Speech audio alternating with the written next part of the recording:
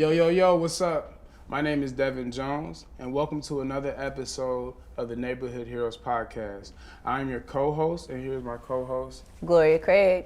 and we have a very special episode for you today. And once again, we are in the amazing, beautiful Chateau Huff. Peace, grace, and love, and all prayers to the family of Mansfield Frazier. You are a beloved community activist and voice for us all. And thank you all for listening, and here we go. So today we are with the one and only Ms Marilyn Burns from Woodhill Homes, also known as Morris Black for the OGs. And today we just want to talk to Ms Burns, and we want to know who she is, where she comes from, the work she's done, and all the things in between. So let's get into the first question. Also, thank you for being here with us today. Our first question is, tell us a little bit about who you are and where you come from. Oh, who am I? Good morning, everybody. My name is Marilyn Burns, and I live in Woodhill Homes Estates, formerly known as Morris Black. So I'm grateful and very glad to be here this morning to talk to you not only about myself, but Woodhill Homes. Who am I? I am a community leader and activist, or advocate, if you will, a community researcher, and I wear a dozen other hats. First of all, let me start by saying this is Woodhill, and it's not about me. It's about the spirit that I can give to the people who I live around, to the people that I try to get to know, to encourage and uplift. I am so grateful that I was born with a spirit of giving. And at the end of the day, actually, that's what it's about. I take the focus off of I, and I put it on the people who I come to serve. I moved into Woodhill Homes about 20 years ago or so, and I looked around and I saw quite a bit of disparities. I could not believe, oh my gosh, people really live like this. Now, mind you, it's always people who drive by and have these built up assumptions about an area. Well, I got to live in the thick of things, so to speak. Right. So I saw a lot of illiteracy. I saw a lot of brokenness, hopelessness, and everything else in between.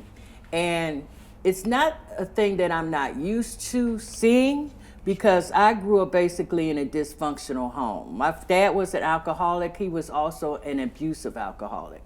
So I wasn't surprised of all the drugs and alcoholism that I saw at Woodhill Homes.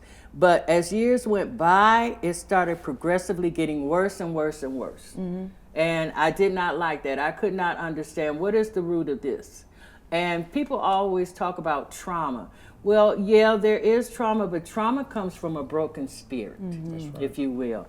I got to be on board. Every year I found a way to go to school or get some kind of training. Mm-hmm. So I started small, because really when I moved there, I was not well received. Mm. They like, who the hell is this lady? Let us hurry up and get her out of here. Mm. She's upsetting the apple cart, okay? Mm-hmm. And we had a manager there at the time, Robert White. And I was and we got close. We started having little conversations, and I was telling him how I felt, and he laughed at me. And I was so pissed off, like, well, this is not funny. He said, Marilyn, you're not God, you can't change the world. But what I will tell you is to go back to school and start learning about the things that you want to be a part of. Mm-hmm. And this is what I've been doing. For 20 years now, I found a way to go back to school, get some kind of training, sit on some type of board, because we were all disconnected. We weren't at the table, so whoever came in to try to change things to what they thought we needed, right, to people that could not understand, and talking in a language they didn't understand, and were embarrassed to say anything because they didn't want to be embarrassed and feel like they didn't know what was going on, but that's what was going on. Mm-hmm. So I was like, this is not right. Mm-hmm. This is not right, and this is unacceptable. That's right. So what I started to do is just to talk to people and know your audience. You got to know who you're talking to, and you got to, because people come in and they're pushing their agenda on us. Right. And so I said, well, we're going to dismantle this. How can I, as one person, come in and dismantle? So I went door knocking every day, talking to people. Some received me, some did not. And that's okay, because they didn't know me. But you have to build trust. I'm always asked every single day, how can we get in? Why is there no community engagement? Why are people? Because they feel embarrassed about sitting at the table. You have to know your audience. A lot of these people are not educated. They went to the 6th grade. A lot of them didn't graduate from high school. So I'm like, okay. So we don't want to, I didn't want to go in and make somebody feel worse than what they did, embarrass them, you know. And stop surveying us, asking That's us where right. do we see ourselves in 5 years, baby, baby, baby. I'm trying to get to the next day. Right, Exactly. I can't tomorrow, today. Let me Right. get through It killed me with today. Yeah. I said, don't bring another damn survey down here. Yeah. First of all, because you That's say, right. and then 5 years down, well, here they are in my face. Ms. Again. Burns, what happened to so-and-so coming down here? And I don't have the answers. So I community did some. So they said, well, we'll do the surveys, but for them taking the surveys, let's give them $25. Well, now you're starting to pimp us. I didn't like that either. Right. Because even though now they're very strategic. Now, let me tell you the That's right. strategy. They know we need that $25. Yeah. They know we're going to take it. So 25, what do a pimp do? He come out there, collect his little money and give you a little something. You pimping us.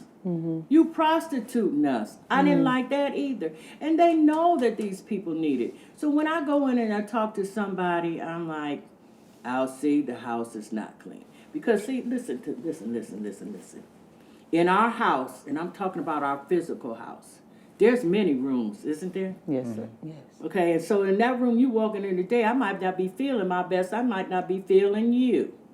Okay? So now we'll take that one room. I come to your house, your physical house, like a structural building. It's not clean. Who am I to judge? I have my bad days too. I ain't doing shit. So you got a baby sitting on your lap, running nose, the diaper need changing. You ain't got money to go across the street and buy no diapers. Then you got 2 or 3 running around the room crying, I'm hungry, mommy. Ain't nothing in the refrigerator but the light and some water, maybe. Okay, where the man at? That nigga in jail somewhere. He gone. So now, okay, I'm looking at you. You stressed out because your hair ain't combed. You might have a black eye from some nigga you slept with last night, and because he didn't get what he wanted, now he beat you up and he gone to the next one. So I'm taking that baby. My pants wet. I know they wet. But it's okay. But if I see you doing like, I done moved your spirit somewhere else where you needed that little uplift just for that split second. I done took your baby. Okay, so I'm looking at what do you want? Not what I'm here to give you, but what is it that you want? You want some fresh air for a little while? I got you. As a matter of fact, well, I think, you know what, girl? I do a lot of stuff in the neighborhood. I think I got some diapers that I could bring over here. I do a lot of stuff at the food bank, so let me grab you a box. So as I was saying, like I don't come with an agenda for them. I come for them to tell me. Because everybody's story there is different. Just when you think it might be some fundamental stuff that's still the same, but as I've listened to people where I live at, it's always something that I didn't expect to hear. So if I build on the premise of the spirit. When I did my fellowship at Case, it was about mind, body, and spirit. You know, to come in, right now, Woodhill has been that $35 million HUD money that we're getting. They did the first groundbreaking a while back. And so I always press to people, yes, all these new buildings and all this physical structure is wonderful. But what if you take that same person from the spirit that they're and moving in, what's going to change? Right. So we have to build on the spirit of the person first. We have to encourage them. We have to remind them that they are special because they've been bogged down so long in hopelessness. They don't see that hope anymore. Right. So, like, just real fast, that was amazing. I want to take that piece. You said, almost in essence, the first part of community building starts with spirit building. Yes. It Yes. starts with getting that person. Because it's one person at a time, definitely in spaces like Woodhill or wherever we are. It takes that time of spending with someone and investing in their soul. Yes. I appreciate I love that because that is the foundation. That is who our Father is, spirit. He didn't talk about flesh and blood, but what does he say? I am spirit. And people can't see spirit, but you can feel it. oftentimes people come in, they looking for data, they looking for numbers, they want to see graphic charts, they want to see all this to take back to the powers that be. So then they say, how do you measure spirit? They have a problem with how do you document that. It's like the wind. Well, you can't see the wind, but you can feel it on your face, you can see what it does to the trees, you can even see the destruction or the buildup of the wind. So they ask me all the time, okay, how are we going to document that, Ms. Burns? With testimonies, with people's stories. You documented, like, have you ever seen a person, and I know we all have, walking with their head down, body all broke down, they don't, but have you seen somebody who has been encouraged and empowered and told all the time that you love them and that you hold them? Guess what? They walk won't change. Absolutely. They talk won't change. The way they treat themselves and their children is going to change. They're angry, they're hopeless, they see no way out. We got to change that trajectory. We got to change it. When you walk down the street, oh, they empowered, they about something, they feeling themselves today. So one of the things I heard you say a moment ago was about the power of education. You said that every year you wanted to find some way of becoming more empowered through education, taking these different routes. Could you talk or briefly explain or discuss some of the routes that you've taken, some of the things you did? Because a lot of people think that these programs and these opportunities for advancement of the mind only come with college or a 4-year degree, but that's not true. It's definitely not true. Everybody is not college bound. When Mr. White, who was a former manager of the community center there, I think I started at Fair Hill Partners. Now, Fair Hill Partners had a program on chronic disease. So I took all of that. I took all the training for that. I walked from Woodhill. I did a lot of walking. I feel like the Book of Eli sometimes. Listen. So I went there. I took all 3 classes. So I'm wondering, like, dang, okay, these people done took these classes, but I don't see nobody teaching them at Woodhill. I waited. I went in the community center one day and I just said, look, Mr. White, I'm about to change this, teach this class here at Woodhill. He said, okay. So it's 15 people that have to be in each class. I taught chronic disease, I taught diabetes management, because it's a lot of that in areas such as, and I taught manner of balance. That was for people who had tendencies to falling and whatnot. So he says, okay. It's 15 people per class. So that means you have to document that with Fair Hill. You also have to document that to send it to the main campus of CMHA, right? So I did it. I finished it. They like 8-week classes. So one day I moved to my next class. So he said, Mr. White says to me, CMHA watching you. I'm like, oh my God, what you mean by that? Watching to see how this works out.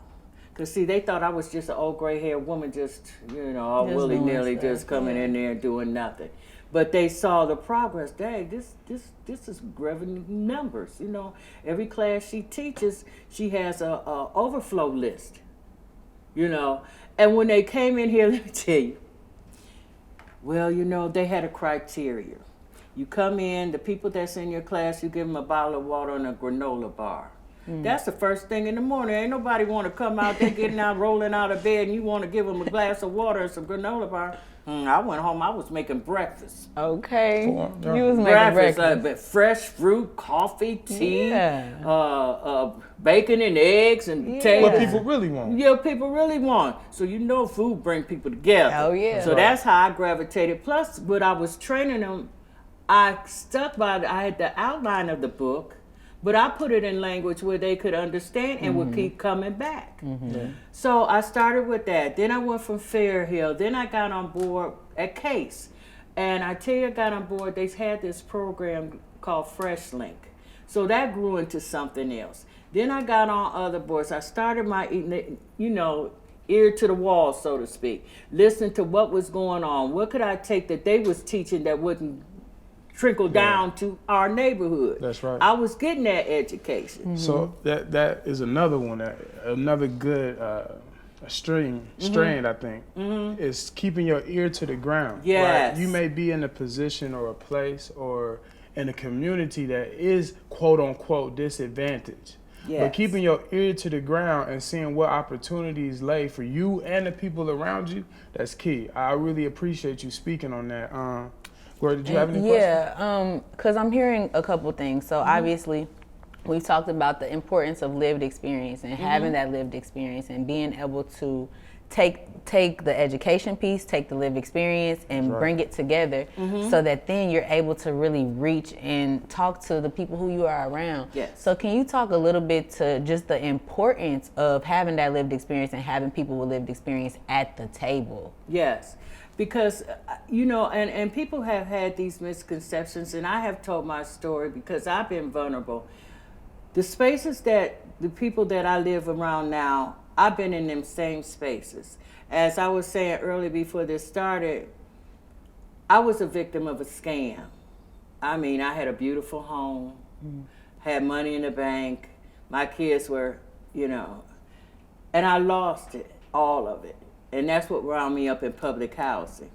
My dad was an alcoholic. He was also an abusive alcoholic. I've seen different things growing up, even though I grew up in middle class. People think because you live in nice neighborhoods and they don't know what goes on behind those doors. Right. All they see is what's out front, what you show them. That's right. So it humbled me. It humbled me a great deal. When I cried, I didn't understand why I wound up in public housing, because after I lost all that, I was living on the streets. I know what it is to live in a bus stop. I know what it is to be separated from my children. I know what it is to live with people who take advantage of you, because I worked all the time. I was trying to be hopeless for a while. I tried to work. When people took advantage of that, well, when the money wasn't like they thought it was, you got to get out now. So I know what it is to sleep in a bus shelter. I know what it is to sleep in a car. I know what it is to be hungry for so long that I had to reteach myself how to eat. Yeah. So when I come and talk to these people that live here and they tell me their stories, I say, I know how you feel. I can truly say that from the heart. I know how they feel.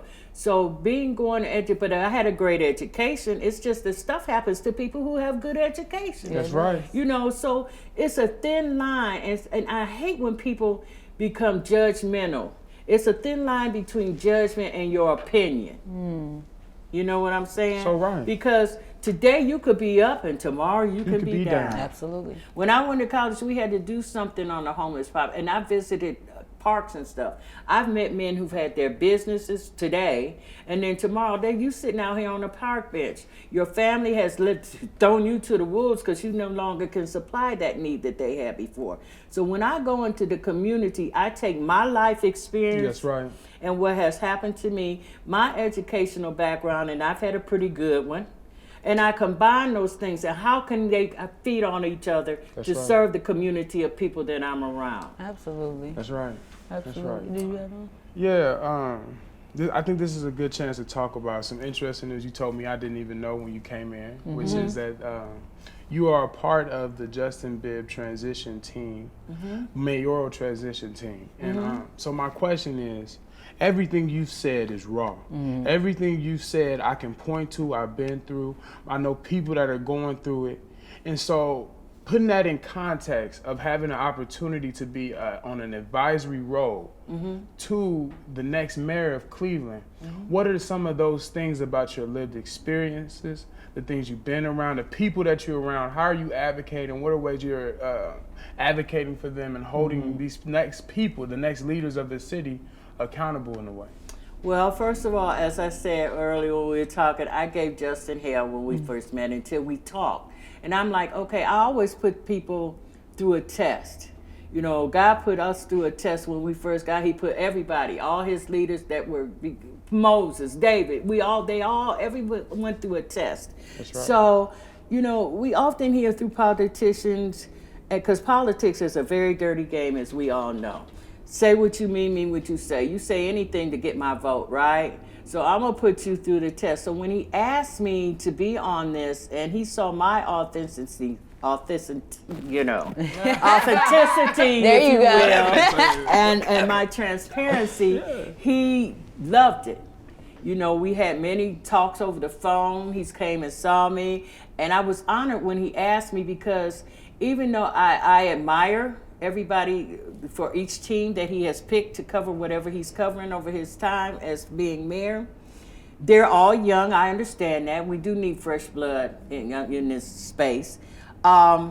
But, you know, the enthusiasm, everybody has their own agenda. And coming from the academia world, they want to put their in place for the community. Oh, baby. But you know nothing of life. You still, as my way probably, you still wet behind the ears. I don't know if you ever heard that saying. Yes, I used to ma'am. hate that. And it took me years to understand what that meant. No sauce, no seasoning. Yes, it's like you go to a buffet, Golden Corral. You don't take everything out, although I've seen some people in there putting everything on their plate and they look like this. Oh my God, you know, in hell, you're not going to eat all that. That's going in the garbage, okay? So I take it as an approach. I'm listening to what you're saying. But young people, I have this experience. Your idea is great. So let's take your idea and formulate it and make it fit in the community. Let's stop going in there and telling people what you think you want them to have. That's right. You know how a baby does when you start spoon feeding and they do this? I don't want that. I don't want that. That's right. And that's the same way with our community. Stop trying to feed us your agenda because you're working on that coming from this psychological aspect. Right, yeah. You know, That's don't, right. you know, I told them to take off the table low income housing. Take that, because that has. Don't call it that. Don't call it that. Because we rich in spirit. Low, it's the lowest your spirit, exactly. Public housing, okay. Oh yeah, you mean, but don't say low income housing. That's right. Like when they changed the name to, when I talk to people, this is Woodhill Homes Estates. They said, where that at? I know they don't. So as soon as I see Morris Black, oh, well, why didn't you say that? Oh, I know about the old Morris. See, we have to take these stigmas, these stigmas. Yes. And this is what's happening. And this is why people don't get that community engagement there. Change your verbiage. Change your approach. Know your audience, but don't belittle your audience. You want to engage them. You want to embrace them. Absolutely. Then they'll come to the table. Right. I sit at the table on purpose. Absolutely. On purpose. Absolutely. Because Yeah. I'm advocating for those that you're not allowing at the table. right. You don't see when was the last time you seen a bum sitting at the academia level like Case or Urslan or all those. They're not at the table. I'm at the table for them. That's right. Absolutely. Because I've been through what they've been through. That's right. Can you? I'm sorry. Can you speak a little bit about like some of the community work that you have done, like such as your event that just happened that we were all able to see? Like, can you talk about a little bit about those? When the COVID first hit, they closed down everything. Yeah. It looked like a desert town. They weren't allowed to go in the office to pay their rent. They had to pay it online. They were definitely not offered into the community center. And what really pissed me off, they still had this program that they had to feed the kids. That's government, that's federal. You had to. So they was like out the door. I went off. I said, oh, so now we dogs now, right? So you feel, oh no, Ms. Burns, it's not. Yes, it is. There was no activity. The first summer, it was so darn hot. How hot was it? Almost compared to hell, you know. So we had a splash park. So I'm like sitting there with a couple of colleagues of mine. What we gonna do? It's hot out here. Kids ain't got nothing to do. They walking around. They disenfranchised. They don't have. I said, let's give ice cream social and splash park. So they have these balloons where you stick them to the hose and they all blow up and they drop down. We have balloon fights. No splash park, guess what? They're going to get wet anyway. So I started with that. So then I said, oh, let's do something else. All through the course to have them engaged because literally it was like we're imprisoned. And, you know, it's so hard. I get so upset behind this because it's like, you got this big black fence around it, this psychological mind thing. What did it remind you of? We in prison. Don't they have that stuff around prisons? Them fences like that? Knock that down. Because this psychological thing that you putting in our mind, mind you, it's been public. Ours is a red-lined area. That's right. Since 1930. Now, we all know that redlining is illegal, but it's still going on. That psychological redlining you're doing to us. But people, their mindset and from their literacy standpoint, they don't see it because it's been historical, generational, intergenerational, societal traumas All, and then let's not put on top of that the cherry on top of the cake. Now you're stigmatizing us. Yeah. Oh, pull them up by the bootstraps. It's their right. fault. It's not their fault. You know, you really speak greatly to this issue Yeah. of stigmas. We embodying the idea and the perception that people have of us as a race, as a culture, as a place, as a city. What are ways that you have found that to be effective when working with people to take the first steps of getting them out of the mindset of feeling like they're less, of embodying that false narrative? What are some of the ways that you've found that is effective at, almost rebuilding people in a way, right? It is, and it's a process. It's a long process. That's right. Just like these things have happened over time. That's and some right. of this stuff, all of it is intentional, but a lot of it was subtly done so that Absolutely. you couldn't see until it's all in your face, and then you're sitting there saying, "What? How did this happen?" It happened subtly. It happened strategically. It was strategized to keep us down, breaking up the family homes. So as far as rebuilding on my part, I take it a day at a time.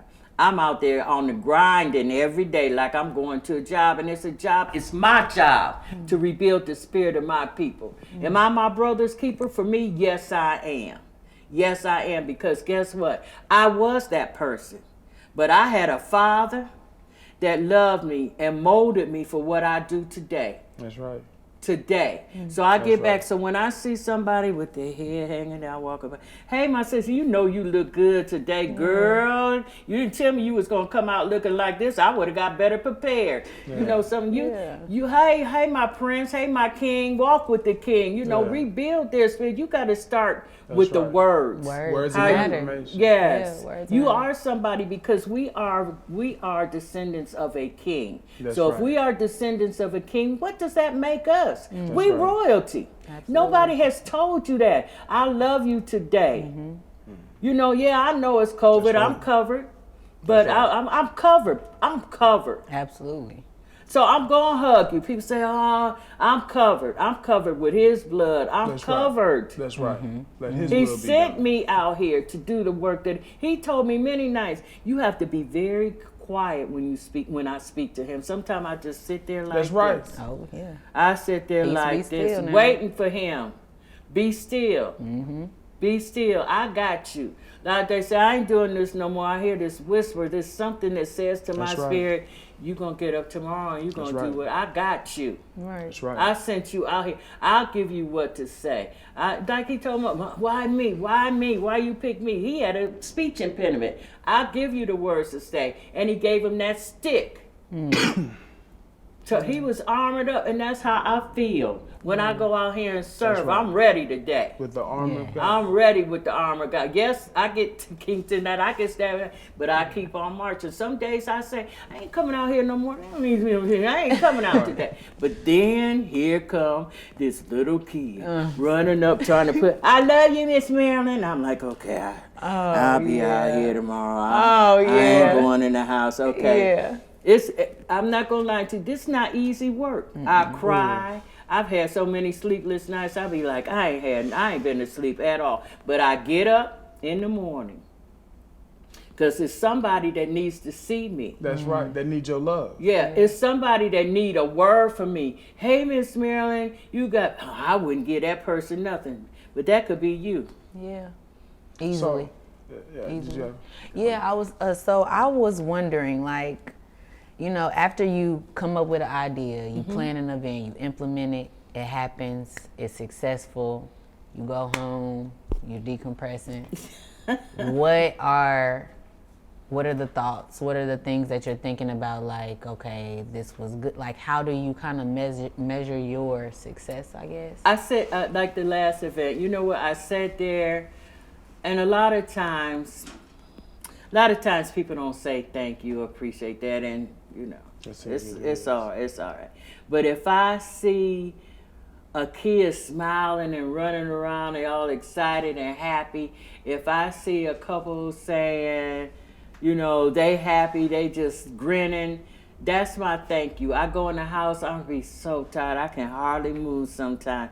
But I sit there and ask myself, who did I touch today? Who came out and probably was in the house feeling like nobody care, ain't nobody gonna do nothing. It's been like this for years and years and years. If I can say that made a difference in somebody's life, then that's my gratitude. It's not always about money. It's always about how it makes me feel too. I got a spirit, that I need uplifted, that I need to, be reinforced. And if I can see that, then that's I'm sitting there and saying, oh, my body be hurting so bad that I can't even lay down. It hurts so bad. And I'm like, then I'm laying there thinking about, okay, what can I do next time? I'm like, oh my God, I just finished this 5 minutes ago, but I'm sitting there thinking, okay, what can I plan for the next time? Who do I go to? Because see, you know what, I found out that over the years that people, and I've had people come back and say, Marilyn, you being watched. What do you mean? People are seeing what you are doing that's successful. Then there are still haters. I got a bunch of haters, y'all. Now, let me tell you, there's people out here that want me to fail, but I look at that, guys, like I'm not looking for any accolades. Anybody could do that. Wow, how she get recognition? This take work. Didn't nobody say, oh, you look good. Oh, you doing, here, I'm going to give you this. I had to scrimp and scrape. Yeah. I've had to take money out my pocket. I know you have a question. Yeah, no, because you keep hitting on it and I can't miss it. Like, because people often, I think, assume when you're in positions of leadership, whether it be on the community level or whether it be in another space, that level of sacrifice to really do whatever you're doing effectively. So, number one, I love you for the sacrifice that you've taken and that you continue to take to help other people progress. What is I guess my question is centered around, what is the central challenge, or what are some of the many challenges that you faced when doing this work? Because this sacrifice comes at a cost. And I've had people try diabolical. I hadn't heard that word in a long time. Diabolical. Man, listen, one of my people that I have soul chats with on Sunday, it's a couple of residents in my area that's just do some diabolical, and I haven't used that word in years. They want to see me fail because they not in the pit. How's she getting all this recognition? Why is she on the radio? How come she on TV? How come she doing this? How come it came at a cost. When I first started this work, guys, that I failed to mention, I was taking the money that I get. Now, mind you, I'm on a fixed income. So I was taking my fixed income money to put on events. I would join organization and go to training and get these little stipends that they give you. All of that money was going into what I was doing as programming and connecting with people that was giving away free stuff, and I was building it on to plan for an event. So a lot of times I just kept enough money to cover my rent. We all need a roof over their head. Absolutely. Okay, and that's all I was covering. And my phone, because I needed my cell phone. Those are my two. I needed a connection with the outside world, and I needed a roof over my head. All the other monies was going toward stuff for the community. So my sacrifices was this. And it's a few more, but I don't want to go into detail to make sure somebody else was okay. That's right. It's not cool living in a car. It's not cool sleeping on the ground. It's not cool sleeping in a bus shelter. It's not cool being so hungry that you got to teach yourself to eat. None of that is cool. And I don't want to see nobody, because it left scars. It left scars in me. But if I could heal somebody else's scar, not to go through that scar, it left me from not being suicidal, which I had tried to take my own life. But I'm still here because they had a purpose for me. Absolutely. No, you're not going to die today. Not today, Ms. Burns. Not today. So thank you so much. Last question. Really just, what would you say to someone who's looking to get into community work, but also last words, motivational words, looking love, to get into community work? You got to be sincere. You got to be faithful. You got to be committed, because sometimes it's a very, very thankless job. But if you're looking for accolades, as the words in the Bible say, you can get great words from men, but men will disappoint you, and that's fading. Oh, but when God comes and shows up and shows out in your life, boy, you can't miss it. It's just overpowering. So this work is not easy. I advise anybody just stay faithful. Stay faithful, stay prayerful, stay committed, and stay transparent and honest and true to yourself and true to the man that made you. Thank you. You're welcome. Thank you so much for being with us today. So there we have it. A very special episode of Neighborhood Heroes. We would like to thank our special guest, Marilyn Burns.